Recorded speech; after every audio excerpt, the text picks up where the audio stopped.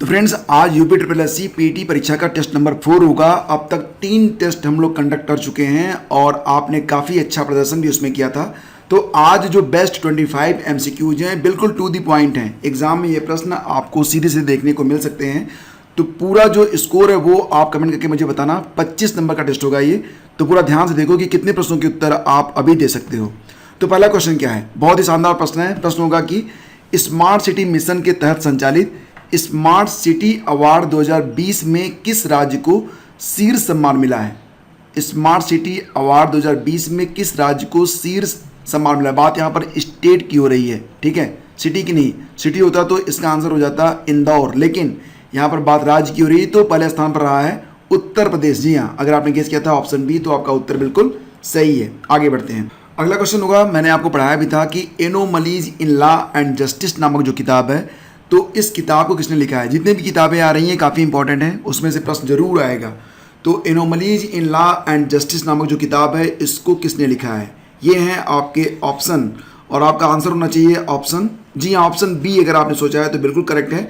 RV. Ravindran के द्वारा लिखी गई किताब है ये। सुप्रीम कोर्ट के पूर्व ये न्यायाधीश रह चुके हैं आर.वी. रविंद्रन जी, और इस किताब का विमोचन किया गया था एन.वी. रमना के द्वारा, भारत के वर्तमान CJI। अच्छा ये बताओ कि एन.वी. रमना जी जो हैं ये वर्तमान में भारत के CJI हैं, ये तो आप जानते हो। तो किस क्रम के हैं, तो ये जो हैं ये 48वें क्रम के हैं, ठीक है। और इनके पहले जो शरद अरविंद बोबड़े जी थे उनका क्रम था 47। ये भी याद रखना, एग्जाम में आ सकता है। ये बताओ कि भारत के स्वदेशी ड्रोन रक्षा गुंबद इंद्रजाल का विकास किसके द्वारा किया गया है। इंद्रजाल, तो जैसा कि आप देख रहे हो कि वर्तमान में ड्रोन के द्वारा हमले हो रहे हैं, तो उस ड्रोन को नष्ट करने के लिए एक स्वदेशी ड्रोन रक्षा गुंबद बनाया गया है, जिसका नाम रखा गया है क्या, इंद्रजाल। तो इंद्रजाल को बनाया किसने है, ये क्वेश्चन है। और ये हैं आपके ऑप्शन। अगर आपने गेस किया ऑप्शन सी तो आप बिल्कुल करेक्ट हो, ग्रेने रोबोटिक्स ने बनाया है। अच्छा ये बताओ कि ग्रेने रोबोटिक्स नाम की जो कंपनी है, इसका हेडक्वार्टर कहाँ पर है, तो हैदराबाद में है, ठीक है, याद रखना इसको भी। और इसी क्रम में आगे बढ़ते हैं। ये बताओ कि मिस यूनिवर्स 2020 का खिताब किसने जीता है। बहुत ही अच्छा प्रश्न है ये। मिस यूनिवर्स 2020 का खिताब जीत लिया है किसने, एंड्रिया मेजा ने। तो ऑप्शन ए आपका यहाँ पर बिल्कुल करेक्ट है। एंड्रिया मेजा जो है ये कहाँ की हैं, तो ये जो है मैक्सिको की हैं, ये भी याद रखना होगा आपको। मानसा वाराणसी ये क्या बनी थी, ये 2020 में बनी थी फेमना मिस इंडिया। और वैदेही डोंगरी के बारे में आप जानते होंगे, अभी हाल ही में मैंने बताया था आपको। वैदेही डोंगरे जो हैं ये क्या बनी हैं, ये बनी हैं miss India USA, miss India USA 2021 की, ठीक है। और ये कहाँ पर रहती हैं, तो ये मिशिगन में रहती हैं। आरसी ललानी, तो ये मिस इंडिया USA में सेकंड रनर अप रही थी आरसी ललानी, और ये कहाँ की हैं, जॉर्जिया की हैं। इंपॉर्टेंट है A, B और C। आगे बढ़ते हैं। ये बताओ कि विश्व मलेरिया दिवस 2021 की थीम क्या है। पहले तो ये बताओ कि विश्व मलेरिया दिवस मनाया कब जाता है, तो ये होता है प्रतिवर्ष 25 अप्रैल को, ठीक है। और विश्व मलेरिया दिवस 2021 की थीम क्या रखी गई है, थीम रखी गई थी ऑप्शन, जी हाँ, ऑप्शन ए, यानी कि reaching the zero malaria target. और ये भी याद रखना कि 2019 और 2020 की थीम एक ही है, और वो क्या है, zero malaria start with me. तो ये 2019 और 20 की थीम रही थी। 2021 में क्या थीम है, reaching the zero malaria target. अब कमेंट करके आप मुझे ये बताओ कि भारत में मलेरिया उन्मूलन के लिए किस वर्ष तक का लक्ष्य रखा गया है। बहुत ही अच्छा प्रश्न है, कई बार मैं बता चुका हूँ, बताओ कमेंट करके। और अगला क्वेश्चन होगा कि विश्व बौद्धिक संपदा दिवस कब मनाया गया। विश्व बौद्धिक संपदा दिवस, वर्ल्ड इंटेलेक्चुअल प्रॉपर्टी डे, ये कब मनाया जाता है, तो ये प्रतिवर्ष होता है कब, जी हाँ, 26 अप्रैल को होता है, ठीक है। और 2021 की थीम भी याद रख लो, काफ़ी इंपॉर्टेंट है। थीम है intellectual property and small businesses taking big ideas to market. देखो ये जो थीम है काफ़ी लंबी है, तो एग्जाम में तो नहीं आएगी, लेकिन विश्व बौद्धिक संपदा दिवस कब मनाया जाता है, ये एग्जाम में आ सकता है। अगला क्वेश्चन, 7 अप्रैल 2021 में अंतरिक्ष वैज्ञानिकों ने किस नाम के सबसे छोटे ब्लैक होल की खोज की है। तो अप्रैल 2021 में एक सबसे छोटा ब्लैक होल खोजा गया है पृथ्वी के सबसे निकट, और उसकी दूरी पृथ्वी से कितनी है, ये है 1500 लाइट ईयर। लाइट ईयर मतलब प्रकाश वर्ष।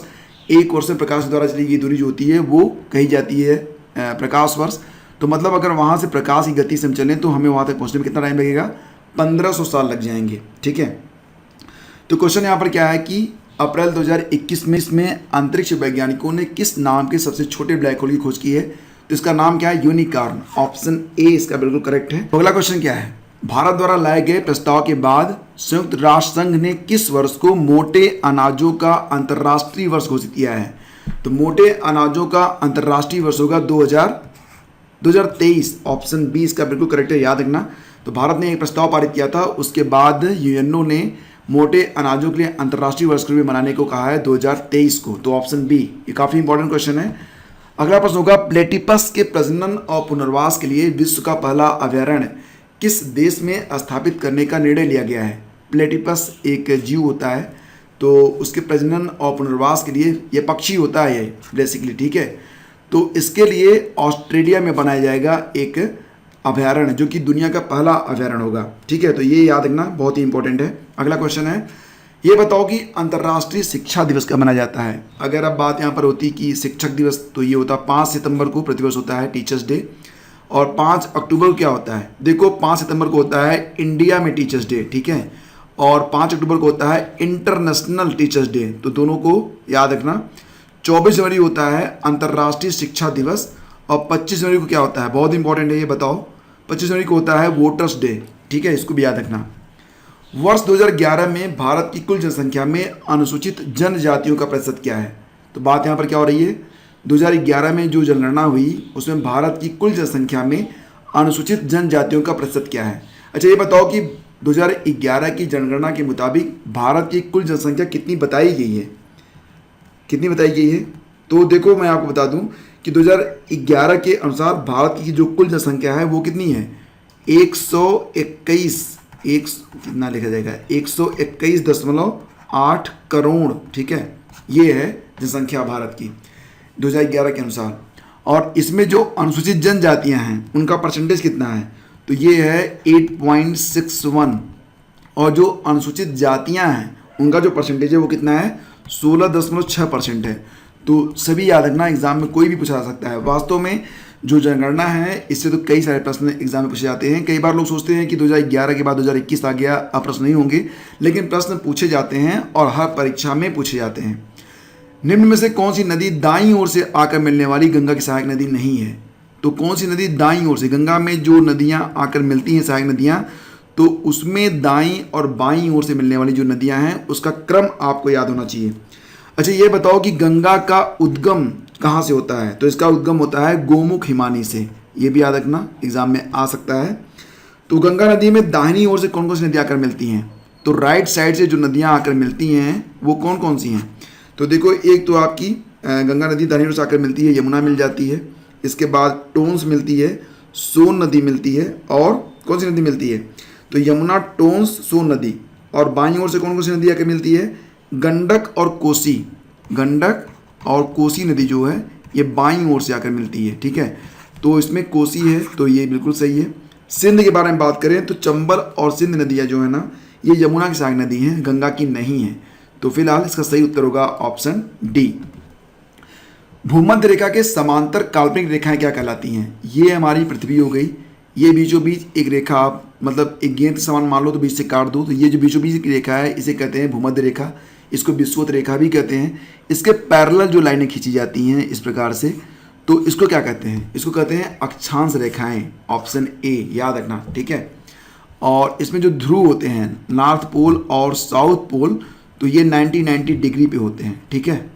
भारत में विमुद्रीकरण की गई मुद्रा देश के कुल नगद मूल्य का कितना प्रतिशत थी? तो देखो यहाँ पर बात हो रही है डीमोनेटाइजेशन के बारे में। और डीमोनेटाइजेशन जब लाया गया था तो उस समय जो मतलब काफ़ी ऊंचे मूल्य के जो नोट थे, तो उनका कुल नगद मूल्य कितना था?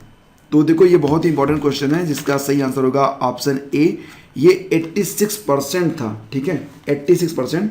विमुद्रीकरण के दौरान उच्च मूल्य वाले नोटों जैसे कि 500 और 1000 का जो नगद मूल्य था यह कुल मौद्रिक परिचालन का 86% था। और ये भी याद रखना कि वर्तमान में जो 500 के नोट हैं और 2000 के नोट हैं, इनका कुल मूल्य कितना है? तो जितनी भी मुद्रा मार्केट में है उसका लगभग 80.4% ये 500 और 2000 के नोट हैं, और उस दौरान ये 86% थे जिनको डीमोनेटाइज किया गया था। तो ये काफ़ी इंपॉर्टेंट डेटा है फॉर योर एग्जाम। आगे बढ़ते हैं। निम्नलिखित में से कौन सा अनुच्छेद प्रावधान करता है कि राज्य धर्म, वंश, लिंग, जाति, उत्पत्ति के स्थान के आधार पर किसी नागरिक को वंचित नहीं करेगा? तो ये जो बात कही गई है वो किस अनुच्छेद में कही गई है? सही आंसर इसका होगा अनुच्छेद 15 में। और अनुच्छेद 15 जो है ये मौलिक अधिकारों के अंतर्गत आता है, ये भी याद रखना।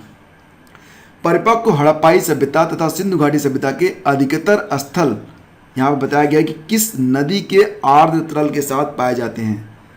तो परिपक्व हड़प्पाई सभ्यता और सिंधु घाटी सभ्यता के जो अधिकतर स्थल हैं वो घग्गर हकरा नदी के जो है आर्द्र तल में पाए जाते हैं।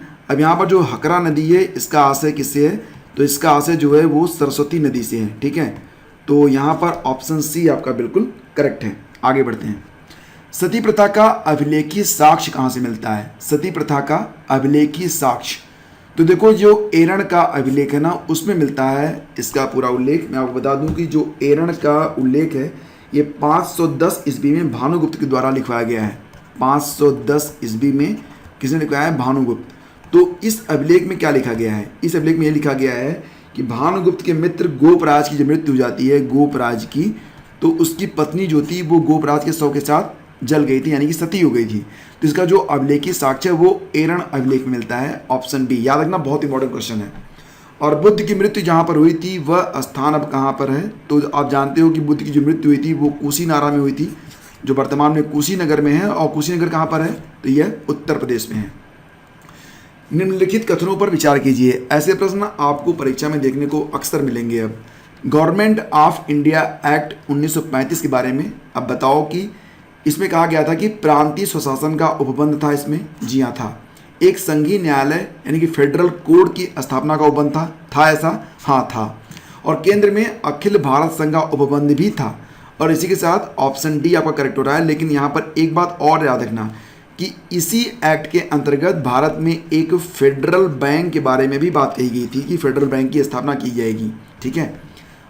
अब क्वेश्चन नंबर 20 को देखो। लॉर्ड कर्जन के समय उग्रवाद के पनपने का मुख्य कारण क्या था? तो ये कारण था बंगाल का विभाजन। अब बंगाल के विभाजन से कई सारे प्रश्न बनते हैं। पहला तो ये बनेगा कि बंगाल का जो विभाजन था इसके लिए प्रस्ताव कब पारित हुआ? तो बंगाल विभाजन का जो प्रस्ताव था ये पारित हुआ था 19 जुलाई 1905 में, ठीक है। और इसकी घोषणा कब की गई थी? तो इसकी घोषणा हुई थी 20 जुलाई 1905। और इसी के साथ ये लागू कब हुआ था? तो ये लागू हुआ था अक्टूबर में, ठीक है। तो 16 अक्टूबर 1905 में लागू हुआ था। और ये भंग कब हुआ? तो ये भंग हुआ था 1911 में। तो बंगाल विभाजन जो था भंग उसको कहते हैं, तो ये 1911 में हुआ था। तो ये चारों तारीखें आपको याद होनी चाहिए। ये बताओ कि नील क्रांति का नेतृत्व निम्नलिखित से किसने किया था? नील क्रांति एक किसान आंदोलन था और इसका नेतृत्व किया था किसने? तो दिगंबर बिश्वास और विष्णुचरण विश्वास ने। तो ये जो नील क्रांति थी ये कहाँ कहाँ पर फैली हुई थी? ये वर्तमान बिहार और बंगाल में फैली हुई थी। इसका जो वर्चस्व था वो बिहार और बंगाल में था। और ये कब हुआ था? नील क्रांति कब हुई थी? तो ये हुई थी 1859-60 के आसपास, ठीक है। यूरोप का प्रमुख मत्स्य क्षेत्र मतलब जहाँ पर फिशिंग की जाती है, मछली का शिकार किया जाता है, ऐसे कह लो, मछली निकाली जाती है। तो यूरोप का एक प्रमुख मत्स्य क्षेत्र है डागर बैंक। तो डागर बैंक का जो है इसका लोकेशन आपको बताना है। बताओ, ये काफ़ी इंपॉर्टेंट क्वेश्चन है जिसका सही आंसर क्या होगा? तो इसका सही आंसर होगा ऑप्शन सी, यानी कि उत्तरी सागर में है ये स्थित डागर बैंक। नेक्स्ट, भारतीय दर्शन की प्रारंभिक शाखा कौन सी है? भारतीय दर्शन की प्रारंभिक शाखा कौन सी है? तो ये शाखा कौन सी मानी जाती है? ये शाखा है सांख्य, ठीक है। ऑप्शन ए आप यहाँ पर बिल्कुल करेक्ट है। अच्छा, सांख्य दर्शन के प्रतिपादक कौन माने जाते हैं? तो ये कपिल मुनि माने जाते हैं, याद रखना। तो इसी के साथ मैं आपको बता दूं कि जो मीमांसा दर्शन है, ठीक है, मीमांसा दर्शन के जो प्रतिपादक हैं वो कौन माने जाते हैं? जैमिनी माने जाते हैं, ठीक है। और बात करते हैं वैशेषिक दर्शन के बारे में। तो वैशेषिक दर्शन के जो प्रतिपादक हैं वो कौन है? ये कणाद हैं, ठीक है, कणाद। योग दर्शन के बारे में आप जानते होंगे, योग दर्शन के जो प्रतिपादक थे वो पतंजलि थे, तो ये तो आपको बिल्कुल याद रहेगा। और न्याय दर्शन के प्रतिपादक कौन थे? न्याय दर्शन, तो ये थे गौतम, ठीक है। और वेदांत दर्शन एक दर्शन और है, वेदांत दर्शन, इसके प्रतिपादक कौन रहे? तो ये बादरायण थे, बादरायण, ठीक है। और सांख्य दर्शन मैंने आपको बताया कि सांख्य दर्शन कपिल मुनि। और देखो, ये जो लेक्चर आप सुन रहे हो इसकी PDF डाउनलोड कर लेना, हमारे टेलीग्राम चैनल से। डायरेक्ट डाउनलोड का लिंक मिल जाएगा वीडियो के डिस्क्रिप्शन में, ताकि आप इन प्रश्नों को याद रखो, ठीक है। और द्वितीय बौद्ध समिति का आयोजन कहाँ पर हुआ था? तो फ्रेंड्स, जो पहली बौद्ध समिति हुई थी वो कहाँ पर हुई थी? पहली बौद्ध समिति हुई थी 483 ईसा पूर्व में। ये कहाँ पर हुई थी? तो ये राजगिरी में हुई थी, राजगिरी में। और उसके बाद दूसरी जो 383, उसके ठीक 100 साल के बाद 383 ईसा पूर्व में हुआ था। तो ये जो बैठक हुई थी, ये जो मतलब आयोजन हुआ था, संगीत हुई थी, वो वैशाली में हुई थी। और तीसरा कब से हुआ था? तीसरा हुआ था 251 ईसा पूर्व में। ये कहाँ पर हुआ था? पाटलिपुत्र में हुआ था।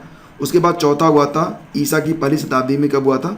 तो ईसा की पहली शताब्दी। और ये कहाँ पर हुआ था? तो ये कुंडलवन में हुआ था, कश्मीर में हुआ था। तो यहाँ पर उत्तर हो गया ऑप्शन बी 383 ईसा पूर्व, वैशाली। और ये भी याद रखो कि इसमें जो अध्यक्षता की थी वो सबा कामी ने की थी। और शासन किसका था? कालाशोक का था। कालाशोक जो था वो शिशुनाग वंश का राजा था। और ये बताओ कि फॉरवर्ड ब्लॉक के संस्थापक कौन थे? तो आपका उत्तर होगा ऑप्शन डी, यानी कि सुभाष चंद्र बोस।